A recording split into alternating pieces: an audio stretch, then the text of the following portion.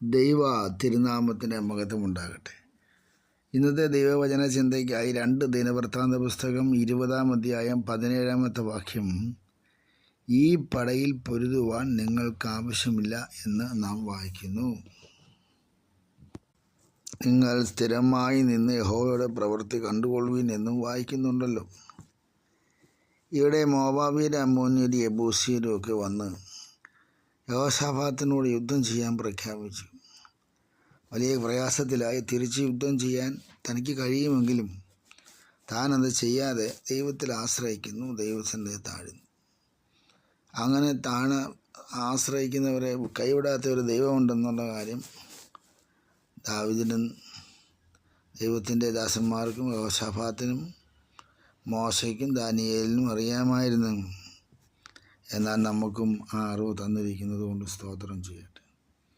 ഇന്ന് വരെ അതിശയാത്ഭുതകരമായി നടത്തിയ ദൈവം, വേണമെങ്കിൽ കിരീടം എല്ലാമുള്ള സന്നാഹങ്ങളുള്ള യഹോശാഫാത്ത്, ഈ ദുഷ്ടശക്തികൾ ഞങ്ങൾക്കെതിരെ വരുന്നു, കർത്താവ് എന്ത് ചെയ്യേണ്ടുമെന്ന് അറിയുന്നില്ല എന്നൊക്കെ പറഞ്ഞ് പ്രാർത്ഥിക്കുന്നു.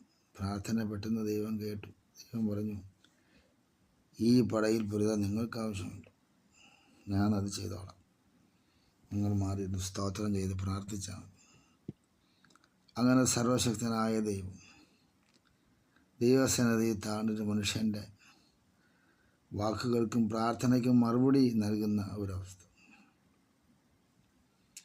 യോശുവ ദൈവസന്നിധിയിൽ പ്രാർത്ഥിച്ചു, പറഞ്ഞു, സൂര്യനെയും ചന്ദ്രനെയും നിർത്തിത്തരണം, ഈ യുദ്ധമുണ്ട്, ചെയ്യണം എന്ന് പറയുവാനുണ്ടായി. അപ്പോൾ തന്നെ ദാനിയേലിൻ്റെ ഉപവാസത്തിൽ തടഞ്ഞു വെക്കപ്പെട്ട ഒരവസ്ഥയുണ്ട്. പിന്നത്തേതിൽ അത് ദൈവസന്നിധി വെളിപ്പെട്ടു. ദാനിയേലിൻ്റെ പുസ്തകത്തിൽ നമ്മൾ വായിക്കുന്നുണ്ട്, അതിൻ്റെ ആലോചന നമുക്കറിയാം.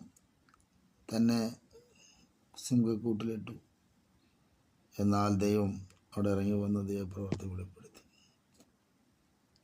തൻ്റെ കൂട്ടുകാരെ തീക്കകത്തിട്ടു, അവിടെയും ദൈവപ്രവൃത്തി വെളിപ്പെട്ടു.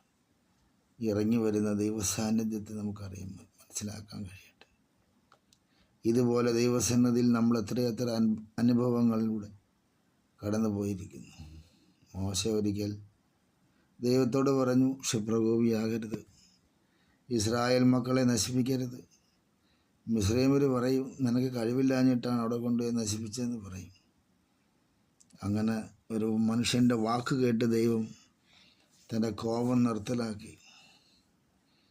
കർത്താവ് തൻ്റെ മഹത്വത്തിൽ കയറി. പ്രിയരെ, നമ്മുടെ ജീവിതത്തിലും എന്തെങ്കിലുമൊക്കെ മനപ്രയാസങ്ങൾ വരുന്ന രീതിയിൽ യുദ്ധങ്ങളൊക്കെ പ്രഖ്യാപിക്കേണ്ടി വന്നാലും നമ്മുടെ പ്രഖ്യാപനം ഉപവാസമാണല്ലോ. അത് 3, 7, 14, 21 പിന്നെ 50 എടുക്കുന്നത്.